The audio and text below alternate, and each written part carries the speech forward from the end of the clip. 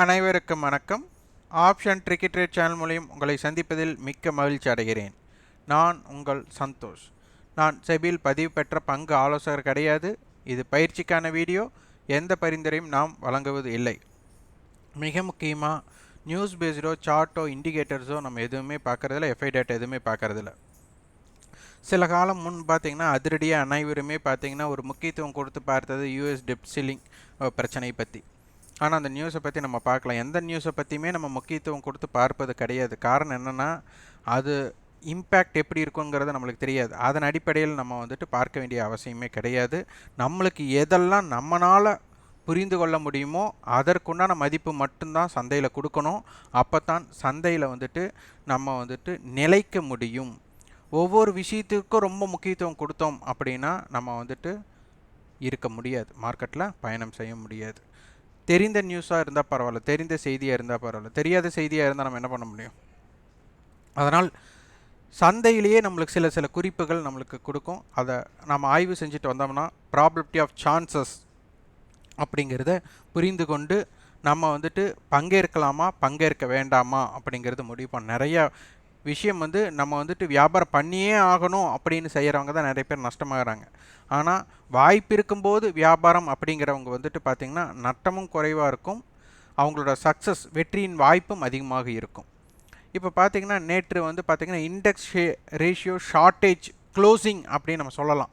இது யாரெல்லாம் பார்த்தீர்கள், என்ன குறிப்பெடுத்தீங்க அப்படிங்கிறது ரொம்ப முக்கியம். அதனால தான் இன்றைய ஆட்டம் எப்படி இருக்கும் அப்படிங்கிறத பார்க்குறோம். முதல் இண்டெக்ஸ் ரேஷியோ ஷார்ட்டேஜ் அப்படின்னா என்ன அப்படிங்கிறத நீங்கள் முதல் புரிந்து உள்வாங்கி இருந்தால் தான் நேற்றைய அடிப்படை தெரியும். நேற்று 3 மணிக்கு மேலே பார்த்திங்கன்னா ஒரு இறக்கம் சந்தை சந்தித்தது. அந்த இறக்கம் இருந்தாலும் அதனுடைய தாக்கம் சந்தையில் இருந்ததா அப்படிங்கிறத பார்க்கணும். அதனுடைய தாக்கம் இருந்ததுனால தான் மார்க்கெட் இறங்குச்சு அப்படின்னு கூட நம்ம யோசிக்கலாம். ஆனால் அதனை புரிந்து கொள்ள வேண்டும். இப்போ பார்த்திங்கன்னா நேற்றைய க்ளோசிங் அப்படின்னு பார்த்திங்கன்னா நிஃப்டியை பொறுத்தவரை 0.25% நம்மளுக்கு இறங்கு முகத்தில் முடிஞ்சிருக்கிறாங்க. அப்போ நேற்று முடிவுற்ற விலையில், அதாவது அதற்கு முந்தைய நாள் முடிவுற்ற விலையிலிருந்து நேற்று சந்தை முடிவுற்ற விலைக்கு பார்த்திங்கன்னா ஒரு 50 பாயிண்ட்ஸ் தான் நம்மளுக்கு இறங்கு முகத்தில் முடிஞ்சிருக்கிறாங்க. அதனால தான் 0.25% அப்படின்னா. அப்போது நிஃப்டிக்கும் பேங்க் நிஃப்டிக்கும் உண்டான ரேஷியோ அனலைசஸ் பண்ணணும். அப்போது நிஃப்டி 18,427 அப்படின்னா பேங்க் நிஃப்டி பார்த்திங்கன்னா நம்மளுக்கு 44,000 அப்படி இருக்காங்க. அப்போ 44,000 டிவைடட் பை 18,000 அப்படின்னு நம்ம போட்டோம்னா ஒரு 2.2 அந்த மாதிரி நம்மளுக்கு ரேஷியோ வரும். அப்போது நிஃப்டி 50 பாயிண்ட் நிஃப்டி மைனஸ் அப்படின்னா நேற்று மைனஸ்னால் பேங்க் நிஃப்டி ஒரு -125 அந்த மாதிரி தான் இருந்திருக்கும். இதுதான் ரேஷியோ அனலைசஸ். நிஃப்டின் தன்மைக்கு அவர்களுடைய மடங்கு அப்படிங்கிறது இதன் பொருள். அப்போது நேற்று பேங்க் நிஃப்டி எவ்வளோ பாயிண்ட் மைனஸ் ஆயிருக்காங்க பார்த்தீங்கன்னா உங்களுக்கு அதனை புரிந்துடும். 0.77% இவங்க மைனஸ். அப்போது ப்ரீவியஸ் க்ளோஸிலிருந்து க்ளோசிங் அப்படின்னு பார்த்தா 320 புள்ளிகள். அப்போ நம்மளுக்கு நிஃப்டி 50 பாயிண்ட்டுக்கு 125 பாயிண்ட்டு நம்ம பார்த்தோம். அப்போது இவங்க 320 பாயிண்ட் மைனஸ் அப்படின்னா அப்போ நிஃப்டி பார்த்திங்கன்னா கிட்டத்தட்ட ஒரு 120 புள்ளிகள் அந்த மாதிரி மைனஸ் இருந்திருக்கும். அப்போ தான் பேங்க் நிஃப்டியோட மைனஸுக்கு இவ்வளோ தூரம் மைனஸ் ஆனதுக்கு ஒரு இது இருக்கும்.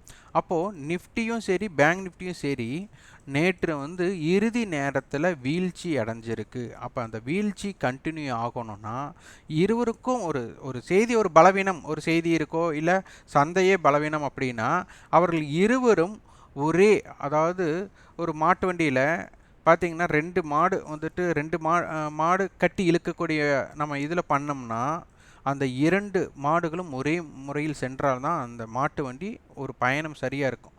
ஒரு மாடு முரண்பாடு பட்டுச்சு அப்படின்னா அந்த பயணம் சரியாக இருக்காது. இங்கே முரண்பாடு இருக்குது அப்படிங்கிறதை நீங்கள் புரிந்து கொள்ள வேண்டும். இந்த முரண்பாடு இருந்தது ஒரு முக்கிய பாயிண்ட். இது ஒரு குறிப்பு. இதற்கு என்ன நிகழ்வு ஏற்படுகிறது அப்படிங்கிறதை இன்று நீங்கள் ஆய்வு செய்ய வேண்டும். இது ஒரு மிக முக்கிய குறிப்பு. அப்போ சந்தை இரண்டாம் பகுதியில் வீழ்ச்சி அடைஞ்சிருக்கு. அந்த வீழ்ச்சி அப்படிங்கிறது இரண்டும் சமமான வீழ்ச்சியா இல்லை முரண்பாடான வீழ்ச்சியா? அப்போ முரண்பாடான வீழ்ச்சி அப்பெல்லாம் அடுத்த நாள் என்ன நடக்கிறது அப்படிங்கிறத நீங்கள் குறிப்பெடுத்து தொடர் ஆய்வு செய்ய வேண்டும். இது மிக முக்கியம். இது வந்து ஒரு நாள் 2 நாளோட குறிப்பை நீங்கள் எடுத்து ஆய்வு செஞ்சு உங்களுக்கு பிரயோஜனம் இருக்காது, உங்களுக்கு பயன் இருக்காது. இது தொடர் ஆய்வு செய்யணும். எப்போவுமே ஒரு ஆய்வை தொடர் ஆய்வாக மாற்றணும். சிலர் என்னென்னா ஒரே ஒரு ரிசல்ட் மட்டும் எடுத்து வச்சுட்டு அதை ப்ராபபிலிட்டி ஆஃப் சான்சஸ் பார்த்தா அது உங்களுக்கு பயன்படாது. அதனால் இதனை புரிந்து கொள்ளுங்கள். அப்போ இதனுடைய தாக்கம் அடுத்தது. அப்போது ஸ்பாட்டுக்கும் ஃப்யூச்சருக்கும் உண்டான தொலைவு என்ன இருக்குது அப்படிங்கிறத பார்க்கணும். இப்போ கிட்டத்தட்ட நம்மளுக்கு 100 புள்ளிகள் ப்ரீமியத்தில் இருக்குது. அப்போது இந்த ப்ரீமியம்னால என்ன அப்படின்னா, ஸ்பாட்டுக்கும் ஃப்யூச்சருக்கும் உண்டான ப்ரீமியம், அதாவது வித்தியாசம், ஸ்பாட்டை விட அபோவ் அதிகமாக ஃப்யூச்சர் இருந்தால் நம்மளுக்கு ப்ரீமியம். அந்த ப்ரீமியம் அதிகமாக இருந்தால் என்ன, குறைவாக இருந்தால் என்ன? எப்போவுமே ஒரு தேவை அதிகமாக இருக்க டிமாண்ட் கிரியேட் ஆகும். டிமாண்ட் இருக்கிற பொருளுக்கு தான் விலை அதிகமாக இருக்கும் அப்படிங்கிறது தெரியும். அப்போது சந்தையில் டிமாண்ட் இருக்கக்கூடிய வாய்ப்பு இதில் இருக்குது அப்படிங்கிறதை நாம் முதலில் புரிந்து கொள்ளணும். பேங்க் நிஃப்டியும் பார்த்தீங்கன்னா ஸ்பாட்டுக்கும் ஃப்யூச்சருக்கும் பார்த்தீங்கன்னா கிட்டத்தட்ட நம்மளுக்கு ஒரு 200 புள்ளிகள் 150 புள்ளிகளுக்கு மேலே இருக்காங்க. அதாவது 0.5% நம்மளுக்கு டிமாண்ட் இருக்குது அப்படிங்கிறத தெரிந்திருக்கும். அப்போது இந்த மாதிரி சூழ்நிலையில் சந்தையின் வீழ்ச்சி தொடருமா அப்படிங்கிறத நம்ம குறிப்பெடுத்து பார்க்கணும். அப்போது இந்த அளவுக்கு ப்ரீமியம் இருக்கப்பெல்லாம் சந்தை இறங்கு முகம் ஆனால் என்னென்ன வாய்ப்பு அந்த வாரத்தில் நடைபெறுகிறது அப்படிங்கிறதை குறிப்பெடுத்து பாருங்கள். இது ரொம்ப ரொம்ப மிக முக்கியமான விஷயங்கள். அப்புறம் 2 விஷயத்தை நம்ம பார்த்துருக்குறோம். இண்டெக்ஸ் ரேஷியோ நம்மளுக்கு முக்கியம், அடுத்து ஸ்பாட்டுக்கும் ஃப்யூச்சருக்கும் உண்டான இம்பேக்ட் முக்கியம். அப்போ அதன் அடிப்படையில் பார்த்தா நம்மளுக்கு க்ளோசிங் அப்படிங்கிறது வீக்லி க்ளோஸுக்கு கீழே நடந்திருக்கு. அப்போது அட்டவணைப்படி நம்மளுக்கு பார்த்திங்கன்னா சந்தை 18,500க்கு கீழே வந்திருக்காங்க. இவங்க ஏன் ஓடிஎம் ஆப்ஷன்ஸ், இப்போ 18,500 அப்படிங்கிறது ஐடிஎம்மாக இருக்குது. அப்போ ஓடிஎம் புட் நம்மளுக்கு ஏன் அதிகமாக வர்த்தகமாகவில்லை, வேல்யூம் ஜென்ரேட் ஆகவில்லை? இது வந்து ஒரு ஸ்ட்ராங்கலாக இருக்குது. அப்போ ஸ்ட்ராங்கல் அப்படின்னா 18,550 மையமாக வைத்து நேற்று நம்ம கணக்கிட்டது தான். 18,500 18,600 இதற்குள் சந்தை இருக்க விருப்பப்படுவார்கள். இதனுடைய எல்லைகளாக குறிக்கப்படுவது நம்மளுக்கு வந்துட்டு 2 ப்ரீமியத்தையும் பார்த்தா ஒரு 150 புள்ளிகள் 160 புள்ளிகள் இருக்கிறனால 18,500 மைனஸ் 160 அப்போ 18,340, அந்த பக்கம் 18,600 ப்ளஸ் 160 18,760 இதற்குள் சந்தை இருக்க வாய்ப்பு.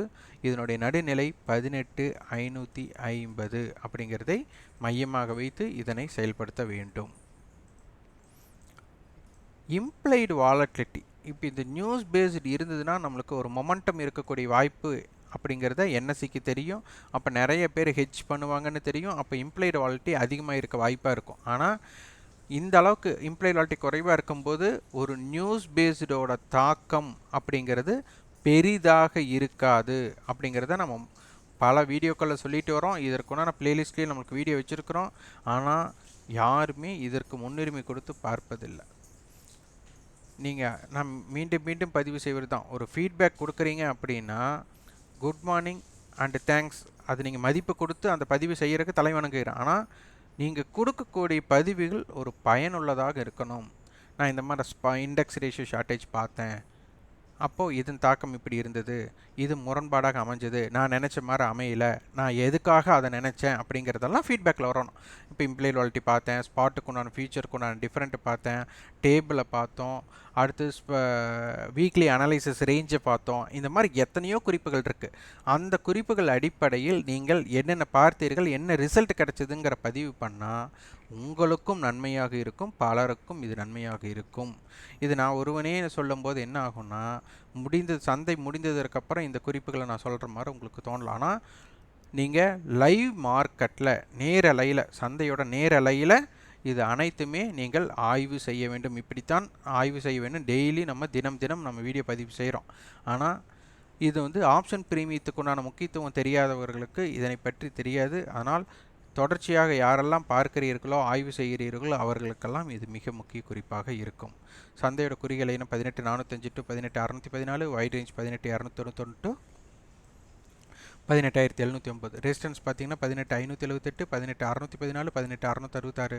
சப்போர்ட் லெவல் 18453, 18405, 18342 ஆக இருக்கும். Bank Nifty 43539 to 44172, wide range 43167 to 44433 ஆக இருக்கும். இந்த வீடியோ உங்களுக்கு பயனுள்ளதாக இருந்தால் லைக் பண்ணுங்கள், ஷேர் பண்ணுங்கள், சப்ஸ்கிரைப் பண்ணுங்கள். கண்டிப்பாக உங்களுக்கு ஃபீட்பேக் கமெண்ட் பாக்ஸில் பதிவு பண்ணுங்கள். இதற்குண்டான கட்டண பயிற்சி நம்மளுக்கு இருக்குது. வெறும் ஸ்டாக் ஆப்ஷனுக்கு மட்டும் அப்படின்னா ஜூன் 15ஆம் தேதி துவங்குகிறது. இல்லை option total option index and stock ரெண்டுமே தெரியணும்னா அது ஜூன் 30ஆம் தேதி துவங்குகிறது. விருப்பம் உள்ளவர்கள் 9842610908 என்ற வாட்ஸ்அப் எண்ணிற்கு பதிவு செய்து அதனை பற்றி தகவலும் உங்களுடைய விருப்பத்தையும் பதிவு செய்து விடுங்கள். யாரேனும் முன்கூட்டியே அதாவது இறுதி நேரத்தில் நீங்கள் பயிற்சியில் இணைய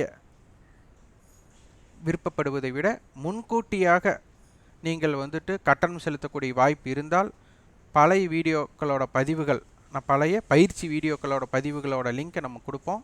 அதனை பார்த்து நீங்கள் வகுப்பை தொடரும்போது உங்களுக்கு ரொம்ப ரொம்ப எளிமையாக இருக்கும். இது கட்டாயம் அல்ல, விருப்பம் உள்ளவர்கள். அதேபோல் எங்களிடம் இணைந்தால் வெற்றி பெற்று விடுவோம் அப்படிங்கிற எண்ணத்தில் இணைய வேண்டாம். எங்களிடம் கற்றுக்கொள்ள விருப்பப்பட்டு இணையுங்கள். அந்த கற்றுக்கொண்ட பின் உங்களுடைய முடிவெடுக்கும் திறன் அடிப்படையில் தான் நீங்கள் வெற்றி பெற முடியும் அப்படிங்கிறது தான் இதில் மிக மிக முக்கியம். நன்றி, வணக்கம்.